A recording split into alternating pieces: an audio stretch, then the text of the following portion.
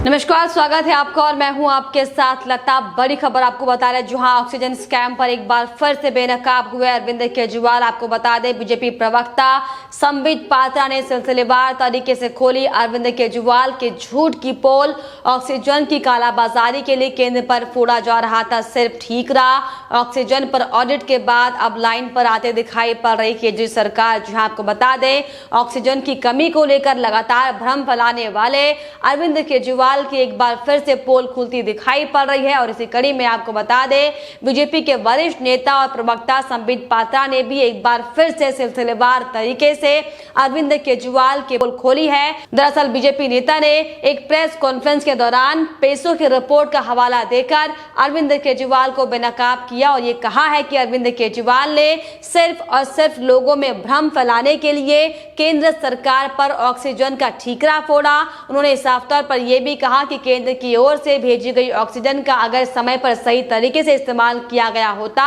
तो न जाने आज कितने लोगों की जान बच सकती थी। लेकिन सिर्फ और सिर्फ केंद्र को बदनाम करने के लिए, झूठ फैलाने के लिए, राजनीति और प्रचार करने के लिए अरविंद केजरीवाल ने लोगों की जिंदगी के साथ खिलवाड़ किया, जो कि बड़ा अपराध है।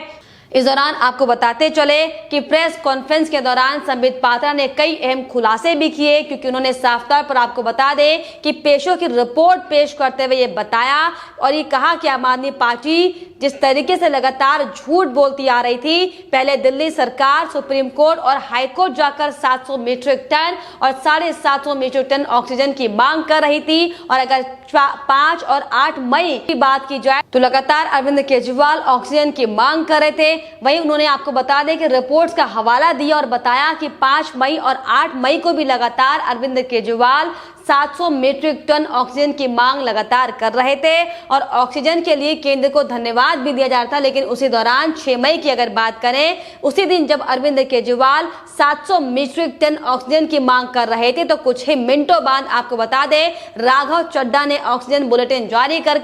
900 मीट्रिक टन की मांग की थी, जो कि सेंस ऑफ कंफ्यूजन था। और यही नहीं, आपको बता दें कि उस दौरान जब वो ऑक्सीजन की डिमांड कर रहे थे, उनके पास दरअसल अल्टरनेट ऑक्सीजन स्टोरेज तक नहीं था, जिसके बाद खुद को बचाने के लिए आपको बता दें, हालांकि केजरीवाल ने आसपास के राज्यों को चुपके से फोन किया और ये कहा कि आप ऑक्सीजन स्टोर करो, और सप्लायर को भी चुपके से फोन किया गया और ये कहा गया कि आप ऑक्सीजन रोक दो, अभी हमें ऑक्सीजन की आवश्यकता नहीं है। और इस दौरान आपको बता दें, संबित पात्रा ने बाकायदा पेशों के रिपोर्ट में छपे आंकड़ों के साथ अरविंद केजरीवाल की पोल खोली और ये बताया कि कैसे कौन कौन से ऑक्सीजन सप्लायर को दिल्ली सरकार की ओर से ऑक्सीजन टैंकर को वापस भेज दिया गया और ऑक्सीजन लेने से इनकार कर दिया गया। उसे करीब उन्होंने बताया कि रविवार 9 मई को फरीदाबाद में लिंडे प्लांट को दिल्ली में 120 मीट्रिक टन LMO की आपूर्ति की उम्मीद थी। दिल्ली में भंडारण स्थान की उपलब्धता नहीं थी या दिल्ली में कम मांग के कारण दिल्ली ने 120 मीट्रिक टन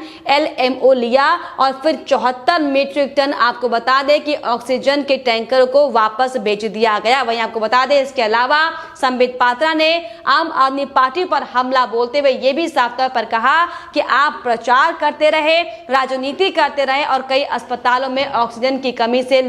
लोगों की मौत हो गई। उन्होंने कहा कि आपकी सरकार भंडारण ना कर पाने की वजह से जयपुर गोल्डन हॉस्पिटल व बत्रा अस्पताल में 20 से ज्यादा लोगों की जानें गई हैं। दोनों अस्पतालों ने सरकार से हालांकि संपर्क करने की कोशिश की थी, लेकिन आप सरकार ने कुछ नहीं किया और ये आपराधिक दायित्व है। साफ तौर पर एक के बाद आपको बता दें, सिलसिलेवार तरीके से संबित पात्रा ने अरविंद केजरीवाल की यहाँ पर साफ तौर पर एक बार फिर से पोल खोली है। उन्होंने साफ तौर पर कहा कि पिछले 1 हफ्ते पहले ही दिल्ली में ऑक्सीजन की अतिरिक्त सप्लाई हो रही थी, लेकिन दिल्ली इसे स्टोर नहीं कर पा रही थी। इससे टैंकर्स का टर्न अराउंड टाइम बढ़ा दिया गया था और इसका खामियाजा आसपास के दूसरे राज्यों को भी भुगतना पड़ा था। इसके अलावा आपको बता दें, इस दौरान अरविंद केजरीवाल पर हमला बोलते हुए संबित पात्रा ने यह भी कहा कि अरविंद केजरीवाल जी, आपका काम करने का तरीका कितना अनूठा है अब ये हिंदुस्तान जान चुका है। पहले हाहाकार मचाया, ऑक्सीजन दिया गया तो आपने हाथ खड़े कर दिए कि हमारे पास तो स्टोरेज कैपेसिटी ही नहीं है। उन्होंने साफ तौर पर सवाल पूछते हुए कहा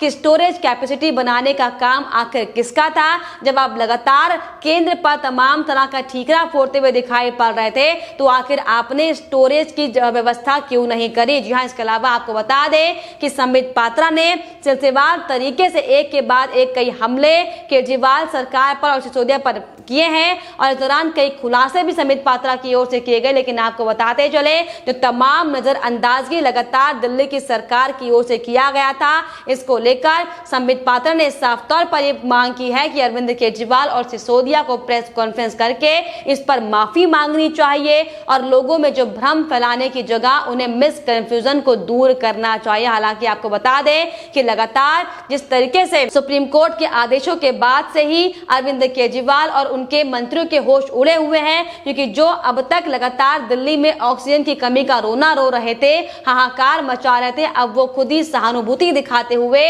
ऑक्सीजन दूसरे राज्यों को देने की बात कर रहे हैं। और दिल्ली में जिस तरीके से मासूम जनता ऑक्सीजन की कमी के चलते हर दिन दम तोड़ती हुई दिखाई पड़ रही, लेकिन आपको बताते चले इन सब चीजों से दिल्ली की सरकार को कोई फर्क नहीं पड़ता, क्योंकि आपको बता दें कि जो हाल ही में एक और खुलासा साफ तौर पर हुआ है वो है वैक्सीन मैनेजमेंट को लेकर कि किस तरीके से केजरीवाल की सरकार देखिए वैक्सीन मैनेजमेंट को लेकर भी कैसे जनता के साथ खिलवाड़ कर रही है। सिर्फ और सिर्फ प्रचार में मशगूल लगी हुई है केजरीवाल की सरकार, जिनको अब जो दिल्ली के हालात लगातार बने हुए इनसे कोई लेना देना नहीं है। और इसी कड़ी में आपको बताते चले कि जिस तरीके से जो अब सामने आ रहा है कि दिल्ली सरकार ने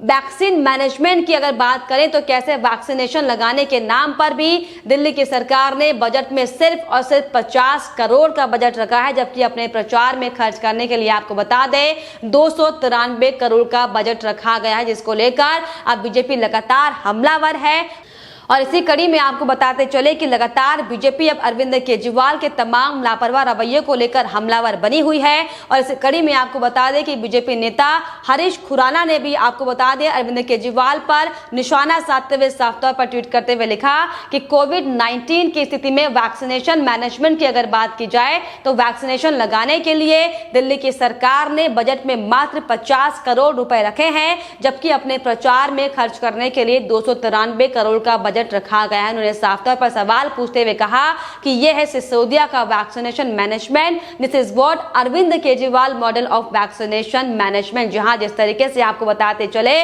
कि एक एक कर जो अरविंद केजरीवाल अब बेनकाब होते हुए दिखाई पड़ रहे हैं, इसको लेकर अब लोग लगातार बीजेपी की मोदी सरकार से मांग कर रहे हैं कि इस सरकार को फेंकने के लिए जल्द से जल्द हस्तक्षेप करना बहुत जरूरी है, जो मानव जीवन की परवाह नहीं करती है।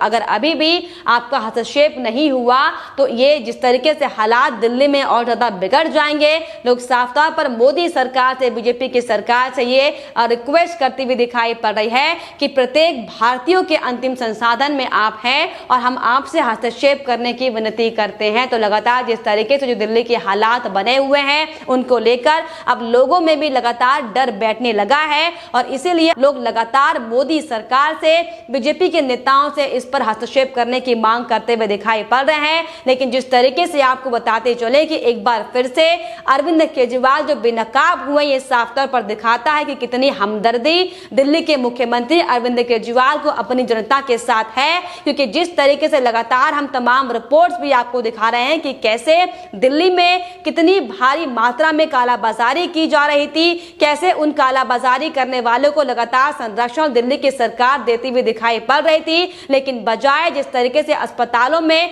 ऑक्सीजन की कमी के चलते आए दिन मरीज दम तोड़ रहे हैं, लेकिन आपको बताते चले कि दिल्ली की सरकार सिर्फ और सिर्फ हर बार की तरह अपने प्रचार में भारी फंड जुटाने में लगी हुई है। दिल्ली की जनता से लूटा हुआ पैसा सिर्फ और सिर्फ अरविंद केजरीवाल अपने शोहरत में, अपने प्रचार में खर्च करते हुए दिखाई पड़े, जो कि वाकई बेशर्म बना के। लेकिन आपको बताते चले कि अब जो बड़ा खुलासा अरविंद केजरीवाल को लेकर हुआ है कि कैसे लगातार ऑक्सीजन की कमी का रोना रोने वाले अरविंद केजरीवाल अपनी अव्यवस्था के चलते अब उन टैंकरों को वापस लौटा रहे हैं, जो कि साफ तौर पर दर्शाता है कि अरविंद केजरीवाल को दिल्ली की जनता से कोई लेना देना नहीं है। वो सिर्फ और सिर्फ मोदी सरकार पर ठीकरा फोड़ना चाहते हैं। जो कोरोना महामारी लगातार पूरे देश में फैली हुई है, इस पर बचाव करने के बजाय, इस पर रोकथाम करने के बजाय सिर्फ और सिर्फ मोदी सरकार पर झूठे आरोप लगाने का काम अरविंद केजरीवाल हालांकि अब तक करते आ रहे थे। उनके मंत्री भी तमाम तरह की बयानबाजी करते हुए आ रहे थे, लेकिन अब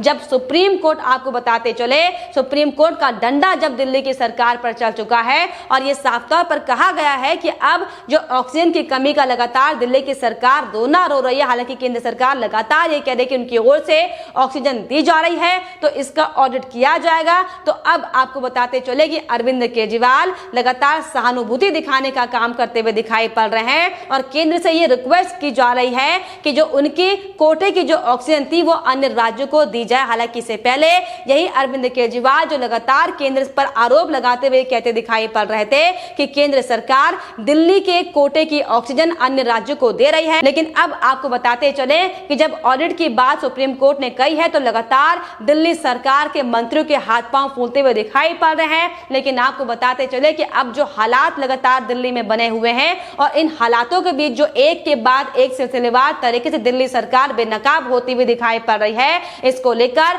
अरविंद केजरीवाल को जवाब देना होगा, क्योंकि वो एक मुख्यमंत्री के तौर पर दिल्ली को संभाल रहे हैं और ऐसे में मुख्यमंत्री की जवाबदेही बनती है, जो कि वाकई हालांकि देखने वाली बात होगी कि अब इन तमाम मुद्दों को लेकर जो एक के बाद एक बेनकाब अरविंद केजरीवाल का चेहरा हो रहा है, इस पर वो क्या बात करते हैं और उनके तमाम वो मंत्री बड़े बड़े तमाम तरह की बातें करते हुए दिखाई पड़ रहे थे, उनकी इस पर किस तरह की प्रतिक्रिया होगी, हालांकि ये देखने वाली बात होगी। लेकिन फिलहाल इस पर आपकी क्या राय है, हमें कमेंट बॉक्स में जरूर लिखिएगा। साथ ही साथ हमारे चैनल को सब्सक्राइब करना भी ना भूलें।